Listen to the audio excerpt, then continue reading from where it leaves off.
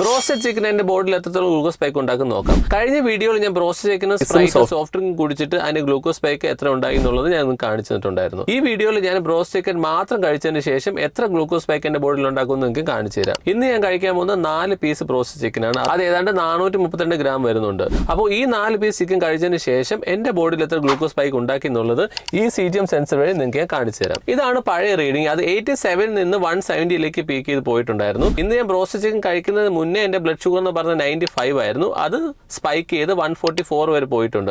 ഈ ചിക്കനിലുള്ള മൈദയുടെ കോട്ടിംഗ് ആണ് ഈ ഒരു ചെറിയ സ്പൈക്ക് ഉണ്ടാക്കിയിട്ടുള്ളത്. നമ്മുടെ ബോഡിയിൽ ഇത്രത്തോളം സ്പൈക്ക് ഉണ്ടാക്കിയിട്ടില്ലെങ്കിൽ പോലും ഇത്രയും ഡീപ്പ് ഫ്രൈഡ് ആയിട്ടുള്ള ഒരു ഭക്ഷണ പദാർത്ഥങ്ങൾ നമ്മുടെ ബോഡിക്ക് നല്ലതല്ല. കാര്യം അതിൽ ഒരുപാട് ട്രാൻസ് ഫാറ്റ് അടങ്ങിയിട്ടുണ്ട്. അത് ശരിക്കും നമ്മുടെ ബോഡിയിൽ ഹാനികരമായിട്ടുള്ള കാര്യമാണ്. റിപ്പീറ്റഡ് ആയിട്ട് ചിക്കൻ ഇങ്ങനെ ഫ്രൈ ചെയ്തുകൊണ്ടിരിക്കുകയാണ്. അവർ ഈ ഓയിലൊന്നും ഒരുപാട് ചേഞ്ച് ചെയ്യത്തുമില്ല. അതുകൊണ്ട് ഇത് ഒട്ടും നല്ലതല്ല. വല്ലപ്പോഴും ശരിക്കും ബ്രോസ്റ്റഡ് ചിക്കൻ കഴിക്കണമെന്ന് തോന്നിയാൽ തന്നെ ഫ്രൈസും സോഫ്റ്റ് ഡ്രിങ്കും എല്ലാം അവോയ്ഡ് ചെയ്തിട്ട് ചിക്കൻ മാത്രം കഴിക്കുന്നതായിരിക്കും നല്ലത്.